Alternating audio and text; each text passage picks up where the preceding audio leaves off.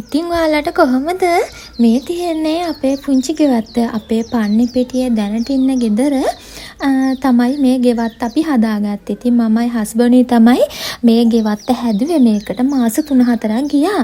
හැබැයි දැන් නම් ඉතින් ලස්සනට තියෙනවා. ඔයාලට පේනවානේ මම මේ රෙකෝඩ් කරන්නේ උදෙන්ම.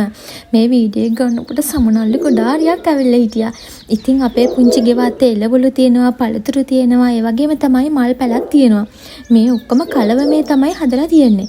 බලන්නකො හරිම ලස්සනයි නේද? ඉතින් උදෑසනම මේ විදියට වතුර දාලා ඉතින් මේ සමනලෝ එනවා ගොඩාරියක් සමනලෝ ඇවිල්ලා තිබා.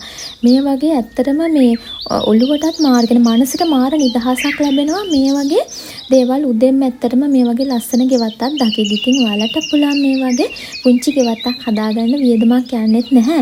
පුංචි දේවල් එකතු කරලා මේ වගේ ලස්සන මල් පැල ටිකක්, පළතුරු පැල ටිකක්, එළවලු පැල ටිකක් දාලා මේ විදිහට ලස්සන ගෙවත්තක් හදාගන්න ඉතින් ඔයාලට පුළුවන්.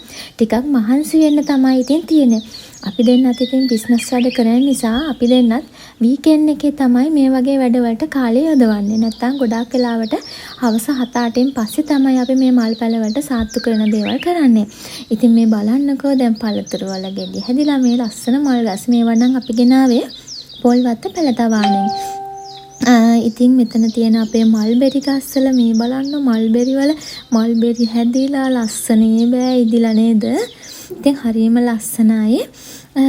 ඉතින් ගොඩක් මහන්සි වුණා මේ ටික හදාගන්න. ඉතින් දැන් නම් හරියම ලස්සනට තියෙනවා. තවත් ගේන්න ඕනේ. ඉතින් එළවලු පොඩි පුංචි බීජ දාලා දැන් හැදීගෙන එනවා පැල ටික. ඒව තව පෝච්චි වලට දාන්න ඕනේ. මොකද අපි මත්තේ ගොඩ යනකොට අපෙන් ගෙදර අරන් යන්න තමයි අපි මේ පෝච්චි වල දැන්ට දාලා තියෙන මත්තේ ගොඩට අරන් යන්න. ඉතින් මේ බලන්නකො මම ඔයාලට කිව්වේ සමනල්ල මේ තියෙන වැටකුළු. ඉතින් වැටකුළු වැල් ගිහිල්ලා මල් පිපිලා තාම නම් කරල් හැදිලා නැහැ. මල් තමයි තියෙන වැටකුළු වල. ඉතින් මේ වගේ අර මේ පැණි ගන්න තමයි මේ සමනල්ලු කැරකෙන්නේ හැම තැනම. මං හරිම ආසයි මල් පිපිලා තියෙනවා නම්. මොකද මං හරි ආසයි සමනල්ලු ඉන්නවා නම්.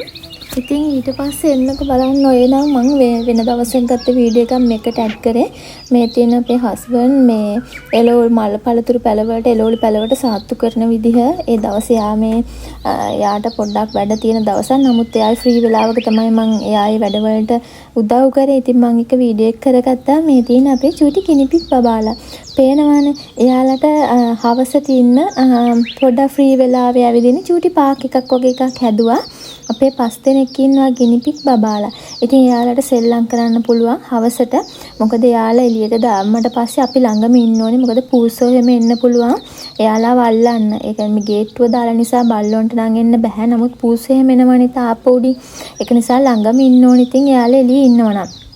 ඉතින් ඒක නිසා මම ෆ්‍රී වෙලාවට තමයි එයාලව එළියට දාලා මේ චූටි පාක් එකේ එයාලට සෙල්ලම් කරන්න දෙන්නේ. එයාලා හරිය ආසයි තනකොළ කන්න.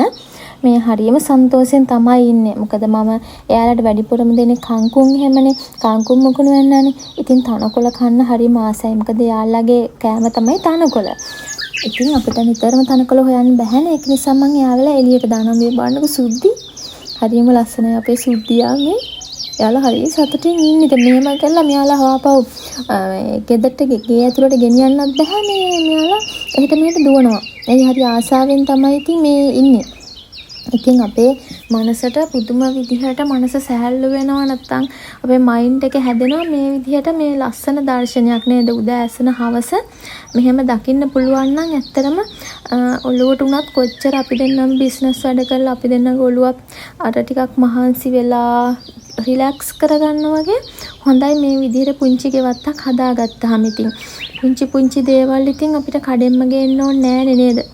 මිරිස් කරල් ටිකක් හදිස්සියට කරපිංචා නේද? බටු කරල් ඔය වගේ දේවල් හදිස්සියට ඉතින් කඩා ගන්න පුළුවන් චූටි ගෙවත්තක් ඉන්න තැන අපි හදාගත්තාම නේද?